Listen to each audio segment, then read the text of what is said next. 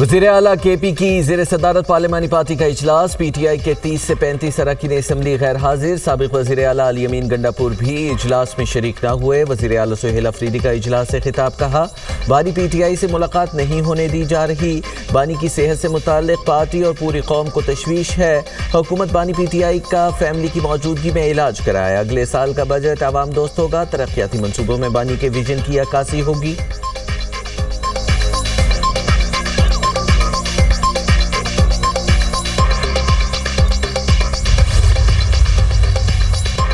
وزیر اعظم سے وزیر داخلہ محسن نقوی کی ملاقات، ملکی مجموعی امن و امان اور سیکیورٹی کی صورتحال پر تفصیلی تبادلہ خیال۔ وزیر داخلہ نے گلگت بلتستان کے انتخابات کو پرامن اور شفاف بنانے کے لیے انتظامات اور تیاریوں پر تفصیلی بریفنگ دی، کہا انتخابی عمل کے دوران امن و امان برقرار رکھنے اور ووٹرز کو محفوظ ماحول فراہم کرنے کے لیے جامع سیکیورٹی پلان مرتب کیا گیا ہے۔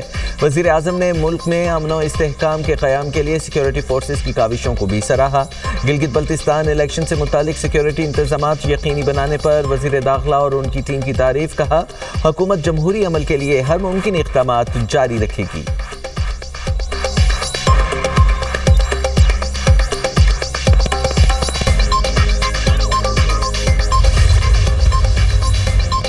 امریکہ سے بات چیت اور پیغامات کا تبادلہ جاری ہے۔ ایرانی وزیر خارجہ عباس عراقچی کی ایرانی خبر رساں ادارے کے ساتھ گفتگو، کہا امریکی صدر کے نمائندہ خصوصی اسٹیو وٹکوف کے براہ راست پیغامات موصول ہوتے ہیں، واضح نتیجے تک رائے نہیں دی جا سکتی۔ اس مرحلے پر جو کچھ بھی کہا جا رہا ہے وہ محض قیاس آرائیوں پر مبنی ہے، اور جب تک معاملات یقینی صورتحال اختیار نہ کر لیں ایسی باتوں کو سنجیدگی سے نہیں لینا چاہیے۔ امریکہ کے ساتھ مذاکرات کے حوالے سے ایران کا تجربہ کبھی اچھا نہیں رہا۔ صدر ڈونلڈ ٹرمپ نے ایران کو تبدیل شدہ سخت تجاویز بھیج دی۔ نیو یارک ٹائمز کا دعویٰ، امریکی اخبار کے مطابق مجوزہ framework supreme leader Mojtaba Khamenei کو منظوری کے لیے بھیجا جا چکا۔ ایران نظر ثانی شدہ امریکی تجاویز کا جائزہ لے رہا ہے۔ صدر ڈونلڈ ٹرمپ نے ایران کو دی جانے والی مالی رعایتوں پر سخت موقف اختیار کر لیا۔ ٹرمپ کو ایران کے منجمد اثاثوں کی بحالی سے متعلق شقوں پر شدید تحفظات ہیں۔ ایران کی جانب سے امریکی تجاویز پر تاخیر سے جواب دینے پر ٹرمپ ناراض ہوئے۔ نئی اور سخت امریکی تجاویز کا مقصد ایران پر فوری فیصلہ کرنے کے لیے دباؤ بڑھانا ہے۔ امریکی صدر کا کہنا ہے کہ ایران کے ساتھ ایک اچھی ڈیل نہ ہوئی تو دوبارہ فوجی آپریشن کرنا پڑے گا۔ ڈیل پر دستخط ہوتے ہی آبنائے ہرمز کھول دی جائے گی۔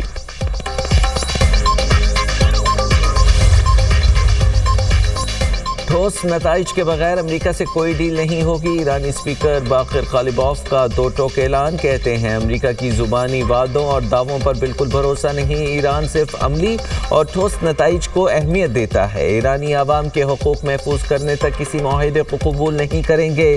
دشمن ملکی اتحاد کو کمزور کر کے انتشار پھیلانا چاہتا ہے۔ دشمن شکست کا بدلہ معاشی دباؤ اور میڈیا مہم کے ذریعے لینا چاہتا ہے۔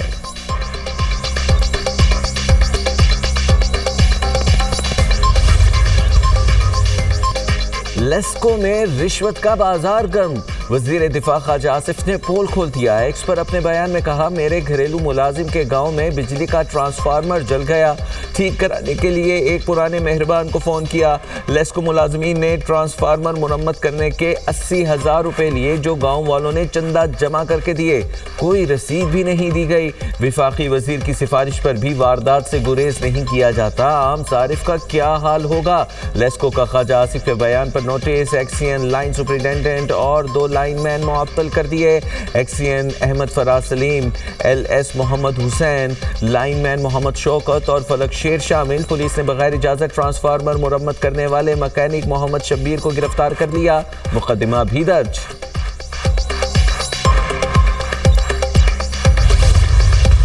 بل ادا کرنے والے خاندان اپنے آپ کو، اپنے شناختی کارڈ کو اس QR کوڈ کے ذریعے اپنے میٹر کے ساتھ منسلک کریں۔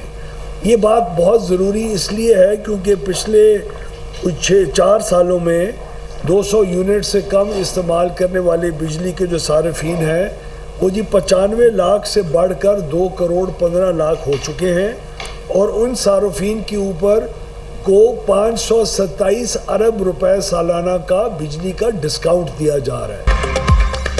हुकूमत बिजली के प्रोटेक्टेड सारिफीन के लिए सब्सिडी खत्म नहीं कर रही। वजीर तवानाई ने वजाहत कर दी। सरदार उवैस लगारी की न्यूज़ कॉन्फ्रेंस कहते हैं QR कोड सिस्टम के जरिए अहल सारिफीन को बिला तातुल सब्सिडी देते रहेंगे। 20 लाख से जायद सिंगल फेज वाले सारिफीन QR कोड के जरिए रजिस्ट्रेशन मुकम्मल करा चुके हैं। बिजली सब्सिडी का हजम 199 अरब से बढ़कर 423 अरब रुपए तक पहुंच गया है। ज़राई और घरेलू शोबे को 527 अरब रुपए की सब्सिडी दी जा रही है। बिजली की कीमतों में कमी के हुकूमती दावे दुरुस्त हैं। पिछले 2 साल से बिजली की कीमत में कमी आई। ज़राई सारिफीन के लिए 14%, सनती सारिफीन के लिए 33% और कमर्शियल सारिफीन के लिए 8% बिजली सस्ती हुई। हुकूमत ने 780 अरब रुपए का गर्दिशी कर्जा कम किया। IPPs मुआहिदों पर नजरसानी से 3500 अरब रुपए की बचत हुई। दियामिर भाषा, मोहम्मद और दासू से बिजली खरीदने जा रहे हैं।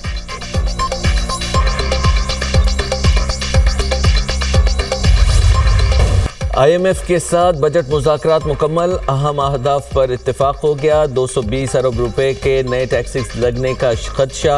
IMF की हुकूमत को GST 18 से बढ़ाकर 19% करने की तजवीज़। सोलर पैनल्स और इलेक्ट्रिक गाड़ियाँ महंगी होने का इम्कान। हुकूमती नुमाइंदों की GST में इजाफे की IMF तजवीज़ की मुखालिफत। GST में 1% इजाफे से 250 से 300 अरब रुपए इजाफी महसूलात हासिल हो सकते हैं। आइंदा माली साल के विफाकी बजट का हजम 17,500 अरब रुपए होने का इम्कान है। विफाकी बजट में तनख्वाहों में 10% इजाफे की तजवीज़ है। पेंशन में 2 साल की औसत महंगाई की शरह के लिहाज से इजाफे की तजवीज़ है। IMF के साथ तनख्वाहदार तबके के रिलीफ के लिए वर्चुअल मुज़ाकरात जारी। तनख्वाहदारों के लिए टैक्स स्लैब्स में रद्दोबदल का भी इम्कान। सालाना 12 लाख से 22 लाख रुपए तनख्वाहदार तबके के लिए टैक्स में कमी मुतवक्के। हुकूमत को इत्तेहादियों की जानिब से भी तनख्वाह में इजाफे का मशवरा दिया गया है।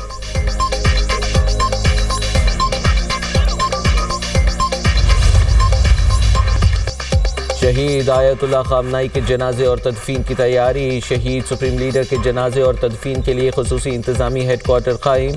आयतुल्लाह खामनाई की नमाज जनाजा की हतमी तारीख का ऐलान जल्द मुतवक्के।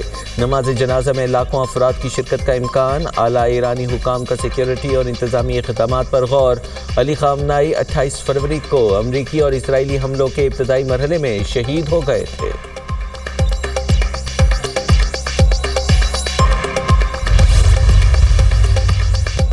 इसराइली फौज ने लेबनान के तारीखी किले बोफोर्ट पर कब्जा कर लिया। सेहूनी फोर्सेस 26 बरस बाद लेबनान में कई किलोमीटर अंदर तक घुस गई।